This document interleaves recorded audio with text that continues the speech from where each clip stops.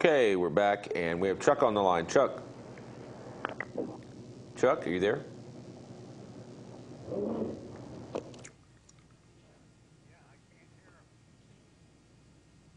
ahead. Chuck? Hello? No, I can't hear you, Doc. Can you hear me? Yes, I can. Okay, I'll go ahead and ask my question. It was a great description of the lung and all that. I was just fascinated by it. The question I had was, you mentioned measuring a person's lung function. What do you use for that? Is that thing you blow in and it registers to a certain level? Correct. That's called we use a simple spirometry. Okay. Yeah, after my open heart surgeries, I had to do that all the time. Naturally, they were concerned about that. That's incentive spirometry. That keeps your lungs open, and that's blowing that bubble up as high as you can, and because you're trying to prevent a condition called atelectasis, or when your lungs collapse, because if they collapse on one another because you're splinting, meaning it hurts to take a breath because they cracked your chest open, but if you don't take a deep breath, your lungs collapse and then an pneumonia can set in.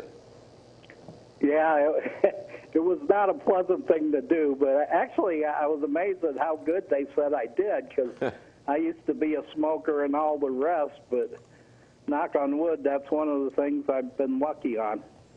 Another thing I got for you real quick is, I don't want to get political, but our next sheriff, Ray the Flagman, up in Beatty, had talked about you monitoring the jail and looking out for the people that are incarcerated.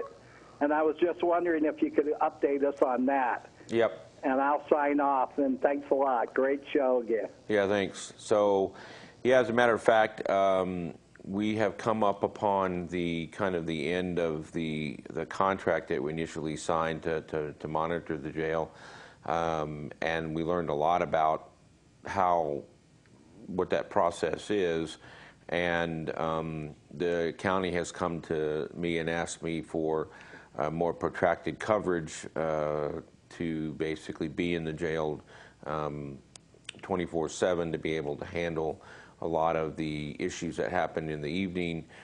Before it was just passing medications. I mean, we went from the deputies passing medications 2 years ago to us coming in and actually doing the medications. The county had in my mind, they had a little bit of a lack of understanding about what it takes to provide the medical services in the jail. And what I mean by that is they were issuing like a personal service contract that they would issue to an attorney that would take on the inmates. Well, inmates or deputies passing medications was prone to a lot of issues and errors and mistakes. When we started doing that, we need to make sure that we had proper diagnosis and treatment and seeing inmates and trying to deliver the services that they require. It's very difficult. It's very hard the jail has its own set of rules, its own set of systems. It's not like we can just go see an inmate. We've got to have a deputy with us to do it. It's a very secure environment. Things move much slower.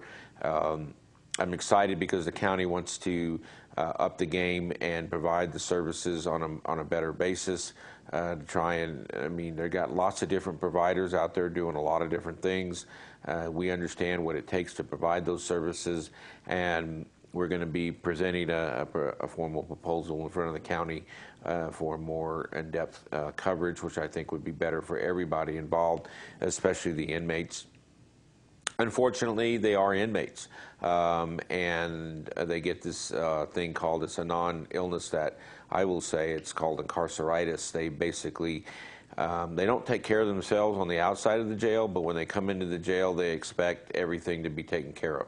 And, that puts the burden on the county to provide medical services for people that have been incarcerated because they did something wrong. I mean, they don't take care of themselves outside.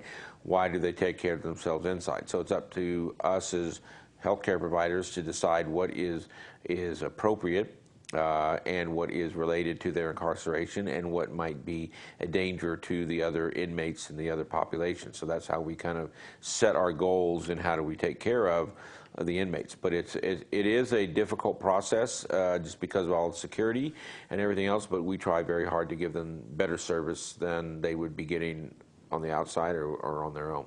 So I think we do a good job, but that's always subject to somebody saying something else. So Steve, are you on the line? Yeah, Doctor. I heard you talking earlier about the allergens, and I was buying those really expensive filters for my home, and it blew out this capacitor in my air conditioner. And the guy, the serviceman told me, he says, what you need to do is buy cheap filters for your air conditioner, but buy one of those filters for in your house. Yeah. Those HEPA filters for in the house. And I mean, it's just, I'm not an air conditioner mechanic and I'm not a doctor, but I'm just relating what I was told to maybe, because my bill was to have the guy come out to my house and replace this thing that blew up was like a couple $100. And he said basically it was from one of those expensive filters. And oh, so it's from an expensive. That's what he explained to me is buy a cheap filter and then go to Home Depot or somewhere and buy a heap of something for in the house. So I just wanted to relay that to the listeners, and that's all I had to say. You know, that makes perfect sense because when you buy those expensive filters, they're tighter, and so the air conditioning is based on return airflow. So the harder that system has to work to suck that air through a tighter filter, you are basically overutilizing your equipment and making it work harder to lower the temperature, and therefore the systems burn out a lot quicker. And that is very true. A modest air filter that lets the air circulate, you're trying to catch dust, but use one of those expensive HEPA filters in your room and in your home to catch all the circulating particulate matter that the other filters don't do. So that was a right-on discussion, and that's very true. And they do sell those $19 and $20 filters, and you have to change them very often. So your expense goes up, but they don't really provide you with better coverage, and you need to buy something that you can put in each room and fight the dust that way. Yeah, well, you know, the expense was not so much for the filter. It cost me $200 for this guy to change this. You know, I'm not an air conditioner guy or nothing. There was some little capacitor thing or something that blew because of this expensive filter I had in there. And you know, he's an honest guy. And you know, he told me, he says, you know, just go down here and spend $100 or so and get you a HEPA filter for the house. Right. You know, go to Home Depot or whatever and get just the cheapest thing you can get to put in your return. So, well, actually, that's what I did. But that's all I got. I'll just open the line up. So, yep. Thank you, Doctor. No, thank you, Steve. Appreciate it, and that's a good point. Don't get trapped into buying expensive filters when they don't help your air conditioning unit, and get a HEPA filter for your house. So, good point. Thank you. Okay, so moving on, we've got about a few minutes left in the show. So if anybody has a burning topic they want to get in, we'll put that number up down below. That 727-8750. Call in and ask me your house call question of the day. So yes, again, make sure that if you haven't had, one of the things I will say is that immunizations, Amy brought it up, the shingles vaccine, if you're going to get it when you're young, get it into that 50 to 60 range. The reason why is your body has a better chance of processing the immunity the older we get. Unfortunately, our immune system doesn't last forever. We run out of undifferentiated T cells, and T cells are lymphocytes. They are the cells that fight viruses. They do not fight bacteria, and we have a limited number of those that are directed as we get infected, and that's how we keep from getting the same bad viruses again. That's why we do immunizations, because it simulates a certain portion of our immune system to come up and make antibodies that stay in our bloodstream and kill the virus or kill whatever it is before it has a chance to take hold. Rhinoviruses, cold viruses, mutate so much that you cannot build significant antibodies to that. So we have Dave. Dave, are you on the line? Yes, I'm on the line, and I'm calling because I'm an individual that lives with severe chronic pain from several injuries and neck fusion and everything else. But I cannot seem to get anything to alleviate my pain these days. And with the opioid crisis, it's almost impossible for me to get any kind of relief, even for anything. What can you recommend to me that can help my situation? Because I'm really literally to the end of the road with tolerating the pain anymore. I really don't even want to be alive for the most part. It's a struggle every day for me. Well, I mean, without unfortunately knowing your entire situation, you're right. The opioid issue is a dead-end highway, especially with the way everybody's trying to fight, that. And it's really unfortunate for people like you, Dave, because opioids do cover one aspect of pain. They don't cover the whole ball, but they've had such a negative connotation placed on opioids that you can't go into a pharmacy. The pharmacists want to question everything you're doing, when 3 years ago they didn't care what you were doing. There's been a lot of backlash on it. And the sad part about it is the people that need the medications can't get them. I've suggested that in the past that you look at every avenue. Even electrical stimulation has been useful for a specific area of your body to retrain some of the nerves. They can be very helpful. There's some external devices that can be placed on people to help, monitor their pain. Well, I do have a TENS unit that I try to use. I use an inversion table. I use different types of things. Well, and those are all very good, but like I said, without knowing exactly your type of pain, there are three types of pains in the body and that we can suffer in the body. There's neuropathic pain, which you probably are suffering from, because if you have any type of nerve pain in going down your legs or anything like that, that's neuropathic. Then you have somatic pain, which is musculoskeletal pain, and when you're dealing with the back, you have somatic pain that's there, and then you have neuropathic pain because your back is out of alignment. I have both of those. Right, and that's called a mixed pain syndrome.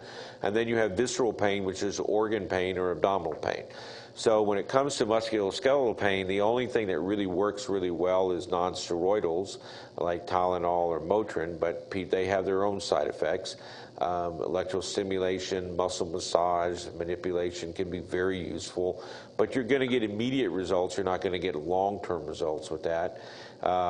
You can stretch your spine a little bit through the inversion table. That will help pull the nerves away from the bone. That's very useful. Certain temperatures like cool or heat can help a lot.